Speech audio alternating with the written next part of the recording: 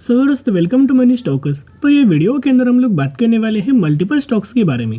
तो चलिए सबसे पहले हम लोग डिस्कस करने वाले हैं जियो फाइनेंशियल्स के बारे में। जहां मार्केट के अंदर अगर आप देखोगे आज के दिन बहुत ज़्यादा वॉलेटाइल हमें परफॉर्मेंस नज़र आया, लेकिन जियो फाइनेंशियल्स के अंदर हमें नई के बराबर परफॉर्म किया।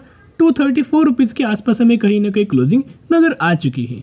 बेसिकली ये कंपनी फंडामेंटल दोस्तों बहुत ज़्यादा स्ट्रॉन्ग है, ये मैंने पहले ही आपके साथ शेयर किया हुआ है। और कंपनी के अंदर बहुत ही जल्द हमें एक ब्रेकआउट नज़र आ सकता है। अभी इसके पीछे का रीज़न क्या है, जो लोग इस चैनल को डेली फॉलो करते हैं ना उनको पता होगा कि क्यों मैं ऐसी बात कर रहा हूँ कि आपको बहुत ही जल्द ब्रेकआउट आ सकता है। बेसिकली ये कोई कंपनी छोटा कंपनी नहीं है, ये बहुत बड़ा कंपनी है जिसका मार्केट कैप 1.5 लाख करोड़ का है दोस्तों। यस, बहुत बड़ा कंपनी है, फंडामेंटली कंपनी स्ट्रॉन्ग है और आने वाले फ्यूचर में कंपनी अलग अलग सेगमेंट के अंदर एंट्री करने वाला है, अपना बिजनेस ये कंपनी एक्सपांड करने वाला है। तो इतना समझ लीजिएगा कि जो भी कंपनी अपना बिजनेस एक्सपांड करता है ना, वो कंपनी रेवेन्यूज के अंदर ग्रोथ होता है, प्रॉफिट्स के अंदर ग्रोथ होता है और एज वेल एज इन दोनों पैरामीटर्स के अंदर अगर ग्रोथ नजर आए तो ओवरऑल कंपनी के शेयर प्राइस के अंदर भी ग्रोथ नजर आ ही जाती है। जियो फाइनेंशियल्स का अगर आप या मैक्सिमम का चार्ट देखोगे, जब से कंपनी आए हैं, अगर आप टॉप से लेके बॉटम तक अगर आप कैलकुलेट करेंगे तो अभी भी 10 से 15% तक की गिरावट के अंदर हमें ये कंपनी ट्रेड कर रही है। एक्चुअली कंपनी 10% तक का आपको पॉजिटिविटी रिटर्न शो कर रही है। लेकिन दोस्तों क्या होता है, जब भी कंपनी का प्राइस में पंप होता है ना, उस समय लोग हायर प्राइस रेंज के आसपास जाके निवेश करते हैं। अभी देखिएगा निवेश करने का ये सही मौका है, इसके बाद ये कंपनी मौका नहीं देगा। नियर टर्म के अंदर भी और लॉन्ग टर्म के अंदर भी हमें ब्रोकरेज फर्म के द्वारा टारगेट दोस्तों दिया गया है। उससे पहले चलिए क्या क्या अपडेट्स हमें दिया गया है, उन अपडेट्स के बारे में हम लोग डिस्कस कर लेते हैं। यहाँ अगर आप देखोगे तो Jio financials applications for mutual funds licence under process, यानी कि बेसिकली जियो फाइनेंशियल्स ने एक एप्लीकेशन दिया है म्यूचुअल फंड्स लाइसेंस के लिए, जो कि अंडर प्रोसेस हमें नज़र आया हुआ है। ये रिपोर्ट के अंदर हमें सभी चीज़ें दिए गए हैं। तो अगर दोस्तों जियो फाइनेंशियल सर्विसेज को ये जो एप्लीकेशन जो हमें फिल किया गया है ना म्यूचुअल फंड लाइसेंस के लिए, ये जब भी मिलेगा ना कंपनी के लिए बहुत ज़्यादा पॉजिटिव न्यूज़ साबित होगा और एक क्लियर कट हमें इस रिपोर्ट के अंदर मेंशन किया गया है।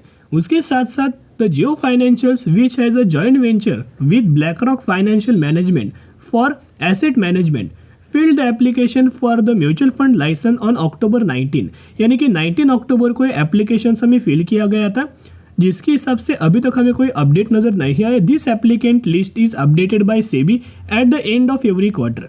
तो अभी बहुत ही जल्द हमें क्वार्टर जब खत्म होगा ना, खत्म होते होते बहुत ही जल्द हमें जियो फाइनेंशियल्स के लिए ये पॉजिटिव न्यूज़ नज़र आएगा और बहुत ही जल्द हमें इनको म्यूचुअल फंड्स का भी लाइसेंस मिल सकता है। उसके साथ साथ अगर आप देखोगे कंपनीज ने क्या किया है, जो पार्टनरशिप किया है, जिस पार्टनरशिप्स के अंदर हमें जो दोनों पार्टनर होने वाले हैं ना, जो प्लान कर रहे हैं इन्वेस्ट करने का $150 मिलियन के आसपास।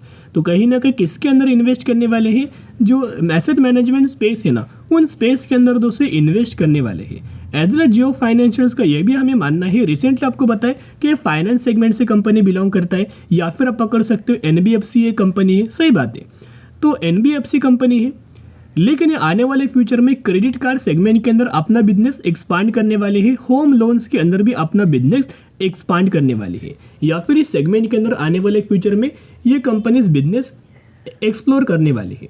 कहीं ना कहीं ओवरऑल जो फायदा होने वाला है वो जियो फाइनेंशियल्स को ही दोस्तों ये फायदा होगा। लेकिन ये फायदा कोई लॉन्ग टर्म, ये शॉर्ट टर्म का नहीं है, बल्कि ये फायदा हमें लंबे समय के लिए मिलने वाला है। क्योंकि आपको बताए जियो फाइनेंशियल्स की अगर बात की जाए तो रिलायंस इस कंपनी ने अच्छे खासे स्टेक हमें जियो फाइनेंशियल से अंदर रखा हुआ है। जितना फायदा जियो फाइनेंशियल्स को होगा उतने शानदार तरीके से बेनिफिट रिलायंस इंडस्ट्रीज को भी नजर आ जाएगा। तो ये हुआ अपडेट्स। अभी ये अपडेट छोड़ के भी बहुत ऐसे खबर है, जिस पॉजिटिव न्यूज़ है, जिस वजह से जियो फाइनेंशियल्स के अंदर बहुत जल्द हमें ब्रेकआउट आ सकता है। जैसे कि अभी हम आ चुके हैं कंपनी के जो आफ्टर मार्केट ऑर्डर हमें लगता है, एम ऑर्डर लगता है, वो ऑर्डर मैं आपके साथ शेयर करना चाहूँगा। आज के दिन भी देखोगे तो 18,800 क्वांटिटीज का बहुत बड़ा दोस्तों बाइंग ऑर्डर लगा है करंट प्राइस के ऊपर।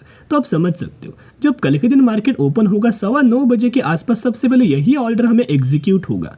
ये जो ऑर्डर हमें लगा है ना, यही ऑर्डर का एग्जीक्यूशन नजर आएगा। तो कहीं ना कहीं यहाँ देखा जाए तो बहुत बड़ा ऑर्डर हमें बाइंग साइड के लिए लगा हुआ है। तो कल के दिन एक अच्छी खासी रैली, अच्छी खासा ब्रेकआउट जियो फाइनेंशियल्स के अंदर नजर आ सकती। उसके साथ साथ अगर आप हर एक दिन का डिलीवरीज देखोगे तो इस कंपनी के अंदर लगातार बहुत अच्छे खासी डिलीवरीज नजर आ रही है। इनफैक्ट हमें आज के दिन भी 65% तक की डिलीवरीज नजर आ रही है। उसके साथ साथ आपको पता होगा कि बहुत ही जल्द ये कंपनी यानी कि Tata technology and Jio financials large cap AMFI के लिस्ट के अंदर हमें एंट्री होने वाली है। अभी एएमएफआई के अंदर जो कंपनी की एंट्री होता है ना, वो कंपनीज को बहुत बेनिफिट होता है। बहुत सारे लोगों के सवाल आते हैं कि सर अगर इनकी एएमएफआई लिस्ट के अंदर, एएमएफआई इंडाइसेस के अंदर अगर एंट्री होती है ना, तो ऐसा क्या कंपनी के अंदर बदलाव आएगा या फिर ऐसा क्या कंपनी को बेनिफिट होगा जिस वजह से कंपनी और हमें ग्रोथ लाएगा। अभी इस लिस्ट के अंदर दोस्तों क्या होता है ना, बहुत सारे ऐसी कंपनीज होता है जो कंपनीज परफॉर्मेंस अच्छा करता है और बहुत सारे जो बड़े बड़े इन्वेस्टर होते हैं ना, इन्हीं लिस्ट में से कोई कंपनी के अंदर निवेश करते हैं। यानी कि आने वाले फ्यूचर में बहुत बड़ा इन्फ्लो हमें जियो फाइनेंशियल्स के अंदर आ सकता है, बहुत सारा पैसा इन्वेस्ट हो सकता है। तो कहीं ना कहीं अगर कोई भी कंपनी के अंदर बहुत सारा पैसा इन्वेस्ट हो रहा है, इन्फ्लो आ रहा है, तो आप समझ सकते हो उस कंपनी के लिए वो तो पॉजिटिव बात हुआ और जिस वजह से कंपनी के अंदर तेजी आता है। अभी जियो फाइनेंशियल्स का टेक्निकल चार्ट पैटर्न्स के ऊपर अभी हम आ चुके हैं। यहाँ अगर आप देखोगे नीचे से लगातार कंपनी को एक हमें सपोर्ट लेते हुए कंपनी आगे बढ़ रही है। जब भी कंपनी स्ट्रेट लाइन के आसपास आते तभी तभी कंपनी के अंदर बहुत अच्छी खासी रैली आता है। देखिएगा, एक बार हुआ, सेकेंड बार हुआ, अब ये थर्ड बार दोस्तों होने वाला है, जिसके अंदर यहाँ अगर आप एक चीज ऑब्जर्व करेंगे ना, तो धीरे धीरे करके वही लेवल्स के आसपास हमें कंपनी सपोर्ट ले रहा है। क्योंकि जब भी कंपनी ट्रेड लाइन के आसपास आएगा प्राइस के अंदर जंप आएगा, जब भी ट्रेड लाइन के आसपास आएगा उस समय जंप आएगा। और अभी हाल ही फिलहाल में कंपनी वही ट्रेड लाइन के आसपास आ चुका है, यहाँ आप देख सकते हो। तो कल के दिन बहुत ज़्यादा चांसेस ये है कि बहुत अच्छी खासी रैली हमें जियो फाइनेंशियल्स के अंदर नजर आ सकती है, जिस वजह से ब्रोकरेज फर्म के द्वारा जियो फाइनेंशियल्स के अंदर 260 रुपए तक का शॉर्ट टर्म लेवल टारगेट हमें दिया गया है और 365 रुपीज तक का भी टारगेट हमें दिया गया है।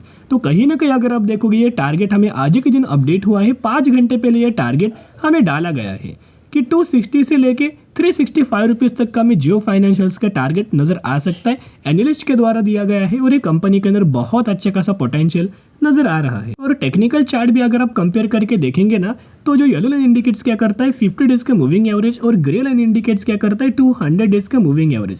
तो ये मूविंग एवरेज का जो स्ट्रेटेजी है ना, उसका दोस्तों एक्यूरेसी 70 to 75% कहीं ना कहीं नजर आ रहा है। तो यह होता क्या है, जब भी कंपनी ट्रेड लाइन के आसपास यानी कि जब भी कंपनी मूविंग एवरेज के आसपास कंपनी का चार्ट के अंदर नजर आएगा, यहाँ कंपनी ट्रेड कर रहा है, मूविंग एवरेज नजदीक है, तो यही सपोर्ट लेगा, फिर तेजी आएगा। फिर ये जो 50 डेज का मूविंग एवरेज है ये भी आगे बढ़ेगा, फिर कंपनी इसी ट्रेड लाइन के इसी मूविंग एवरेज के आसपास आएगा, सपोर्ट लेगा और फिर आगे बढ़ेगा। इस तरीके से मोमेंटम आपको जियो फाइनेंशियल्स के अंदर नजर आ सकती है। तो जरूर buy on the strategy apply करके लंबे समय के लिए होल्ड करना। बहुत अच्छा खासा कंपनी है, फंडामेंटली कंपनी स्ट्रॉन्ग है, बहुत ही जल्द शॉर्ट टर्म में क्विक आपको रिटर्न ये कंपनी दे सकता है। चलिए अभी हम बात करने वाले हैं रेल विकास निगम के बारे में, यानी कि आरवीएनएल के बारे में बात करेंगे, जिसके अंदर आरवीएनएल के अंदर 185 रुपीज के आसपास हमें फाइनली क्लोज हुआ और एक्चुअली 3% का रिटर्न तो यह शो हो रहा है, लेकिन 4 से 5% तक की तेजी हमें ड्यूरिंग द मार्केट आरवीएनएल के अंदर नजर आ रही है। अभी दोस्तों तेजी क्यों आया, ये खबर हमें आज के दिन नजर आया है। आप डेट एंड टाइम नोट करना, फ्रेश अपडेट्स के बारे में हम लोग बात कर रहे हैं। ये खबर किस रिलेटेड है आप देख सकते हो। REC sign MOU with RVNL for financing infrastructure project with 35,000 crore. यानी कि कहीं ना कहीं दोस्तों याद देखोगे तो आरवीएनएल कंपनी की REC कंपनी के साथ साथ हमें पार्टनरशिप नजर आया हुआ है। क्या चीज़ को लेके, फाइनेंस चीज़ को लेके 35,000 करोड़ का बहुत अच्छा खासा प्रोजेक्ट के लिए हमें फाइनेंस प्रोवाइड करने वाले हैं और ये इंफ्रास्ट्रक्चर प्रोजेक्ट के रिलेटेड होने वाला है। आप देख सकते हो जैसे कि roads and expresses, metro rails, airport, IT communication and social commercial infrastructure, इस चीज़ों की वजह से ये फंडिंग हमें किया गया है, जिसका बेनिफिट हमें आरवीएनएल कंपनी को बहुत अच्छा खासा नजर आ सकता है। एक और अपडेट्स देखोगे तो आज के दिन ये अपडेट से डेट भी देख सकते हो और टाइम भी नोट करना, ये भी अपडेट बहुत ज़्यादा पॉजिटिव है। तो RVNL company raise 2% on picking up 49% Varkala Sivagiri station project. यानी कि दोस्तों कंपनी को एक बहुत अच्छा खासा में प्रोजेक्ट मिला हुआ है, आप देख सकते हो। KRDCL RVNL joint venture has secured approval for a significant upgrade of Varkala Shivagiri railway station with a project cost 123 crore. तो 123 करोड़ का एक बहुत अच्छा खासा प्रोजेक्ट हमें आर्मिनियल कंपनी को मिला हुआ है और कहीं ना कहीं पार्टनरशिप्स के द्वारा ये सभी चीज़ों के प्रोजेक्ट हमें कंप्लीट करते हुए नजर आ जाएगा। तो आर्मिनियल का अगर आप लंबे समय का दोस्तों चार्ट देखोगे मैक्सिमम का, तो मैक्सिमम के अंदर कंपनी के द्वारा 839% तक का रिटर्न शेयर होल्डर्स को डिलीवर किया है।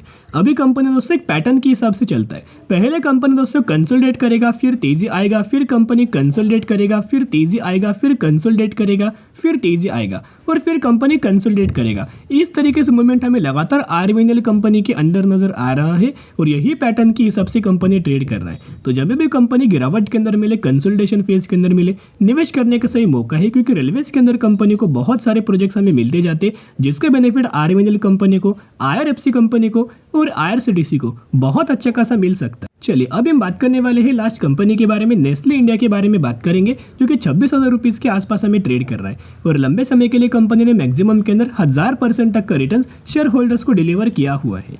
यही वो कंपनी है जिसके अंदर 1:10 रेशियो का स्प्लिट का अनाउंसमेंट किया है। इसका मतलब आपको 1 के बदले 10 शेयर ये कंपनी देने वाली है, तो जरूर स्टडी एनालिसिस कर सकते हो। तो चलिए आज के लिए इतना ही। अगर आपको ये वीडियो पसंद आए तो जरूर वीडियो को लाइक और चैनल को सब्सक्राइब कर सकते हो। फिर मिलेंगे, बाय।